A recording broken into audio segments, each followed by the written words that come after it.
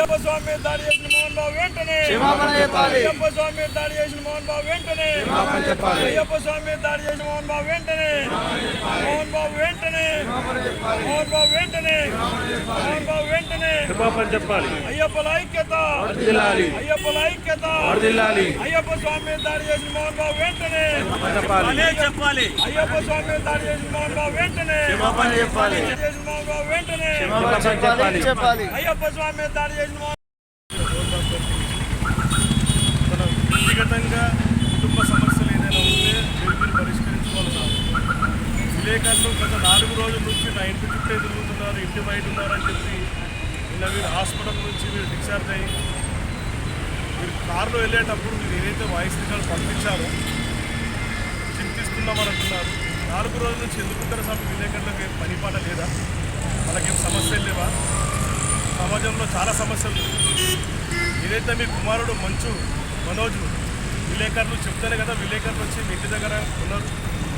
మీరు ఆ రోజు మీరు బయటకు వచ్చి విలేకరులు మీరు దయచేసి మీరు ఇక్కడ నుంచి వెళ్ళిపోండమ్మా అని ఒక మాట చెప్తే వెళ్ళిపోతుండే కదా. మా ఇంటి సమస్య మేము ఏదైతే బాధ్యత పరిష్కరించుకుంటాము, ఎవరు ఇందులో తలదూర్చొద్దని చెప్పి మీరు ఆ రోజే చెప్పుంటే ఏ ఒక్క విలేకరు కూడా మీ ఇంటి దరిదాపులకు రాకపోతుంది. ఆ రోజు గత రాత్రి 3 రోజుల క్రితం మీ ఇంటి లోపలికి వచ్చారని చెప్పి మీరు నిన్న వాయిస్లో చెప్తున్నారు. మీ ఇంటి లోపలికి రాలేదు ఎవరు.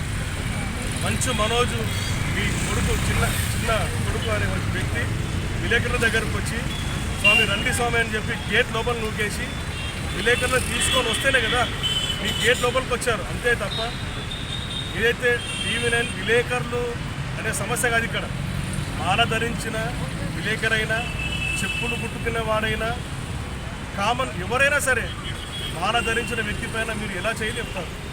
అంటే మిమ్మల్ని ప్రశ్నించినందుకైనా ఏం జరిగిందని అడిగాడు అతను. అదే లోగో తీసుకొని అదే మైక్ తీసుకొని కొడతారా?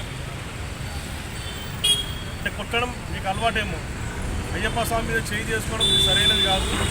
తెలంగాణ రాష్ట్రంలో కాదు ఆంధ్ర రాష్ట్రంలో కూడా అయ్యప్ప స్వాములు మీ పైన విసుగుపడుతున్నారు. మీరు స్వాములకు క్షమాపణ చెప్పేంత వరకు క్షమాపణ చెప్పడం కాదు, ఆ స్వామి దగ్గరికి వెళ్ళి కాళ్ళు పట్టుకొని మీరు బతిమలాడుకోవాలి. చింతిస్తున్నారా అంటున్నారు. చింతించడం ఏంటి స్వామి? మీరు చింతిస్తున్నారా?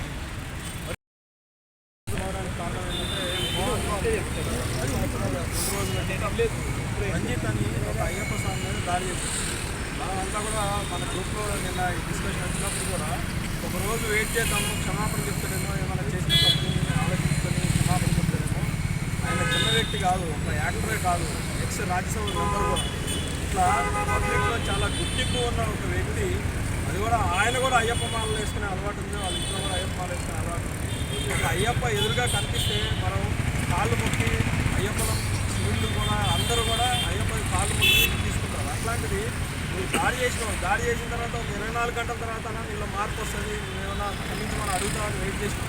కానీ నీ యొక్క దురహంకారాన్ని ప్రదర్శిస్తూ నిన్న కూడా నేనేదో చింతిస్తున్నా అని చాలా లైట్గా చెప్పినాను.